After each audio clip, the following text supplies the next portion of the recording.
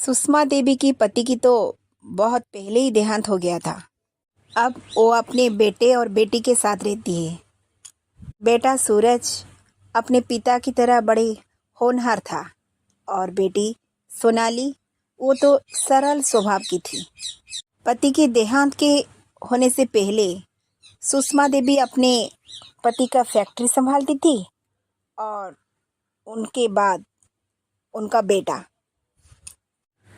का कारोबार संभालते हुए सुषमा देवी की फैक्ट्री आना जाना बहुत कम हो जाता है। ज़्यादातर वो मंदिर पूजा में व्यस्त रहती है। ज़्यादातर भजन कीर्तन में ही वो अपना समय बिताती है। सूरज कंगना नाम की एक लड़की को बहुत प्यार करता है, लेकिन सूरज के मन में एक बहुत बड़ा डर है, अपनी माँ की पुराने विचार। एक दिन सुषमा देवी के पास उनकी पड़ोसन आती है। उनका नाम है सुमित्रा। आओ आओ सुमित्रा देवी, आकर बैठो। कहो कैसा आना हुआ और तबीयत कैसी है? हाँ सुषमा बहन, सब ठीक ठाक है। तुम बताओ, तुम अपना बेटा का शादी कब करोगी? देखो सुमित्रा बहन, हमारे यहाँ तो एक परंपरा है, बेटी लो बहू दो। इसलिए मुझे बेटा की शादी करने की कोई चिंता ही नहीं है। जिस घर से बहू आएगी उस घर को बेटी जाएगी। अरे सुषमा बहन, तुम अभी भी पुराने रीति रिवाज को पकड़ के बैठी हो। अगर तुम्हारे बेटा सूरज कहीं अपना पसंद ढूंढ लिया तो तुम इस रीति रिवाज को क्या करेगी? तुम्हारे ये रीति जो बेटी लो बहू दो, ये धर की धर रह जाएगी। ना ना, मुझे मेरे बेटे पर पूरा विश्वास है। ऐसा कभी नहीं होगा सुमित्रा बहन, आप देख लीजिएगा, क्योंकि आज तक मेरे बच्चे मेरे कोई भी बात को टाला नहीं है। इसलिए मैं जहाँ कहूँगी वहाँ ही शादी करेंगे। और दूसरी तरफ सुषमा देवी की मन ही मन में तो ख्याल रखकर बैठी थी कि उसके बच्चे उसके बात को टाल नहीं सकेंगे। ये बात बच्चों के ऊपर बहुत भारी पड़ रहा था। इसलिए एक दिन सोनाली और उसके भाई सूरज दोनों आपस में बातचीत कर रहे थे। देखो भैया, आपको ये लगता है कि माँ अपने पुराने रीति रिवाज से निकल जाएंगी? वो तो अपने पुराने रीति रिवाज बेटी लो बहू दो ये बात को लेकर बैठी है। जहाँ मुझे शादी करेगी उसी घर से बहू ले आएगी। इसलिए माँ आजकल आपके लिए ऐसी ही रिश्ता ढूंढ रही है। देख, मैं कंगना से बहुत प्यार करता हूँ और उससे मैंने वादा किया है कि मैं उसको अपनी पत्नी बनाऊंगा और इस घर की बहू। इसीलिए आज मैं माँ से इस बारे में बात करने वाला हूँ। भी सुषमा देवी आप पहुँचती हैं। अरे क्या बात है, आज दोनों भाई बहनों क्या बात कर रहे हो? मुझे भी तो बताओ। माँ आप यहाँ बैठिए, मैं पानी लेकर आती हूँ। आप भैया के साथ बात कीजिए, मैं अब भी आई। इतना कहकर सोनाली अंदर चली जाती है पानी लाने के लिए और सूरज अपनी माँ के साथ बैठकर बात करता है। बताओ बेटा, क्या बात है? क्या कहना चाहता है तू मुझे?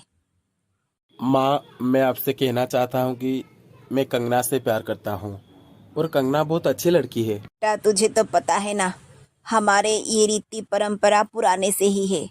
हम जिस घर में बहू लाते हैं, अरे बेटा तुझे तो ये घर की पुराने रीति रिवाज पता है ना। हम जिस घर में बेटी देते हैं उसी घर से बहू लाते हैं। ये रस्म रिवाज तुम्हारे दादा परदादा से ही चल रही है, उसे क्या मैं तोड़ पाऊंगी? मैं जब इस घर में बहू बनकर आई थी तब तुम्हारी बुआ भी हमारे घर बहू बनकर गई थी और तुम्हारे बुआ भी आज तक ये रीति निभा रही है। अगर कंगना की कोई भाई हो तो हो सकता है, क्योंकि उसके भाई के साथ हमारी सोनाली की रिश्ता पक्का कर देंगे। सोनाली उस घर में बहू होकर जाएगी और कंगना इस घर में बहू होकर आएगी। फिर मुझे कोई एतराज नहीं होगी। हाँ, एक भाई तो है, लेकिन मुझे नहीं पता कि हमारी बेटी उसे पसंद करे, और वो फिर उसकी भाई भी तो हमारी बेटी को पसंद करना चाहिए ना माँ। बात नहीं, हम इसके बारे में सोनाली के साथ और कंगना के साथ एक बार बात कर लेते हैं और फिर हम कंगना के घर एक दिन चलते हैं, चलकर वहीं बात कर लेते हैं। ठीक है बेटा, एक काम करते हैं, कल चलते हैं ना कंगना के घर। सोनाली अपने भैया और माँ की बात सुन रही थी। वो भी बहुत परेशान थी। अगले दिन सुषमा देवी और उनके बेटा सूरज कंगना के घर जाते हैं। देखिए बहन जी, आपकी बात तो सही है, पर हम ये रीति रिवाज को पकड़ के नहीं बैठे हैं, क्योंकि वो ज़माना तो गुजर गया है। आज के ज़माने में बेटा और बेटी अपने पसंद की शादी करें तो सालों साल टिकता है। और मुझे जहाँ तक पता है, मेरी बेटी तो आपके बेटा सूरज को पसंद किया है, पर मेरा बेटा राहुल पता नहीं वो भी किसी को पसंद किया होगा। इसलिए बहन, आप बुरा मत मानिएगा। हम बच्चों के ऊपर जोर जबरदस्त करना ठीक नहीं है। तो ठीक है, ये रिश्ता तो नहीं हो सकता, क्योंकि मैं तो अपना बेटा का शादी वहीं करूँगी जहाँ से बहू लाऊंगी और बेटी दूंगी। इसलिए ये बात यही ख़त्म। इसके बाद सुषमा देवी वही बात वहीं पर ख़त्म करके वहाँ से चली आती हैं। पर उस दिन के बाद सूरज बहुत उदास से रहता है। फिर भी वो अपने माँ के खिलाफ तो नहीं जाना चाहता है, और दूसरी तरफ सोनाली अपने भैया को कभी उदास नहीं देख सकती। अपने भैया की ये उदासगी देखकर सोनाली कंगना को फ़ोन करती है। भाभी, क्या बताऊँ, मैंने तो उस दिन आपको भाभी मान लिया था जिस दिन भैया आपको पसंद कर लिया था। देखिए भाभी, मैं तो अपनी भैया की ये उदासी देख नहीं सकती, इसलिए आपकी शादी होकर ही रहेगी। पर सोनाली, तुम कहना क्या चाहती हो? इस फोन के बाद कंगना एक ऑटो में बैठकर सूरज के घर आ जाता है, और कंगना को देख सूरज हैरान होकर कहता है, अरे कंगना, तुम यहाँ?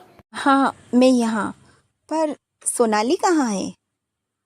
सोनाली तो अपने कमरे में है, पर तुम्हें उससे क्या काम है?